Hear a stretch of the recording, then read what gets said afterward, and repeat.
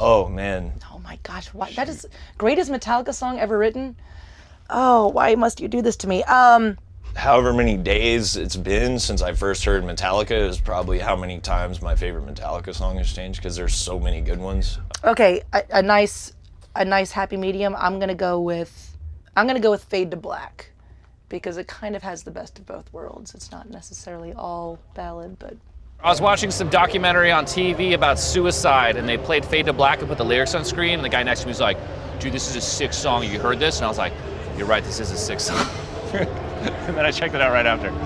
I mean, Fade to Black is definitely one of my favorite. I don't know if I want to go. It's just for me, I have like a lot. My Metallica favorite songs, they kind of cycle in and out. Harvester of Sorrow is a standout. Creeping Death. It's hard to go wrong, really. I still like their cover of So What.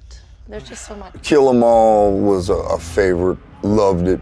Wore it out on cassette. For Whom the Bell Tolls, Fade to Black are next to each other. I think For Whom the Bell Tolls is probably my favorite. He's really, really getting up there. Also, it's just like For Whom the Bell Tolls, it's like awesome. it's like a Hemingway reference. It's the first time he had like delay on his voice. There's just so many sick things. Like the chords are all open and hang. It's kind of like more like just a rock song to me. My favorite Metallica song, I guess it was featured on a compilation record. It might have been a Metal Massacre. I don't remember, but it was Creeping Death. That's my favorite Metallica song, man. It's a heaving masterpiece, man. Anthemic. Also, Creeping Death. I'm actually a Ride the Lightning guy. I know that Master of Puppets is like, but just emotionally. Yeah. Just the change. But Fade to Black has just as big of a left field change. They're the kings of that. God, the whole ending, Die by My Hand, jeez. Huge song with a pummeling riff. Master of Puppets was a great one too. Yeah.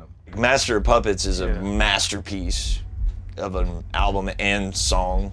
If I had to share what I think the greatest Metallica song is, it would be probably Master of Puppets. If you're trying to explain to someone why Metallica is a brilliant band, that song encapsulates every cool element of Metallica and everything that made them groundbreaking and better than everybody else back in the day. I just feel like Master of Puppets is like the heavier side of Metallica. That's their heavy masterpiece. I'm sure a lot of people would say one to that, which I can't exactly argue with. Well, when they came out with that one number, that really really took it, right? It's the first time they really made a video, wasn't it? Mm-hmm. That's what got my attention. They kind of joined the, I don't want to say mainstream world, but they made a video. Yeah, it was still one of the greatest songs, I think.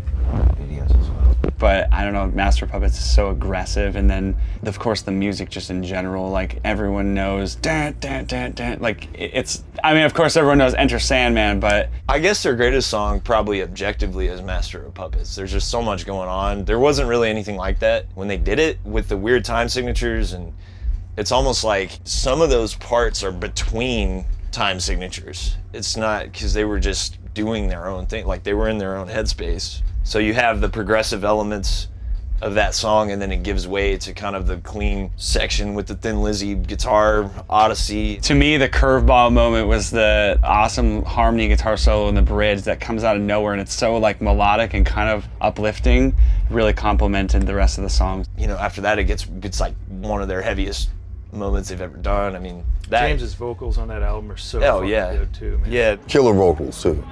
I think the lyrics are super clever in what it's about. It's not so forward enough where, right in your face and there's no thought behind it. There's such thought out lyrics and very clever. Kind of subtle, not like beating your brains in with any sort of political agenda, but more of just like intelligent, introspective, social commentary. Master of Puppets is the best Metallica song, period. But I will say that the Black Album was the first thing I ever heard, like as a kid. I stole my older sister's tape. So that was the first thing I ever heard that I was like, oh, this is like my music. This isn't like my fucking sister's music, whoever. I'm gonna be the a-hole that, says the thing that no one wants to hear, that it was on the Black Album, because as a of course, fifth grader, hearing like, really that was my introduction to Metallica, and really most like metal, that was like it. And like Sad But True, and I heard that, I was like, Sad But True. Oh, that's like, should just be an anthem right now. So when I was like young and first getting into it, like Sad But True was like fucking just like the best song ever written as far as I was concerned. Sad But True. Woo! I don't know. This just feels right now. It's great. Well, I'm the same way. If it wasn't for the Black Album, I wouldn't have been introduced to Metallica so early on, because my take on like metal was kind of coming from that. It's still a song and still whatever. It wasn't super thrashy. So yeah, I did Black Album and then combed back. But of all time though, Master of Puppets, like without a doubt. I would say Master of Puppets is their best song to me, with Harvester of Sorrow probably being it. Second, just get Harvester live is like, it just has some of the heaviest riffs ever written in it. Or then like all that shit. Yeah, I mean it's heavy. So yeah, Master of Puppets encapsulates everything great about the band, and Harvester of Sorrow also encapsulates everything great about the band, but it's just like ignorant, beats you over the head. So they got those guitar tones translated onto vinyl first, vinyl and tape. They got that crunch. It was so powerful to hear that chunk. And that chunk, the history of that chunk, I can look back and Randy Rhoads had his own little sound, absolutely, that was great.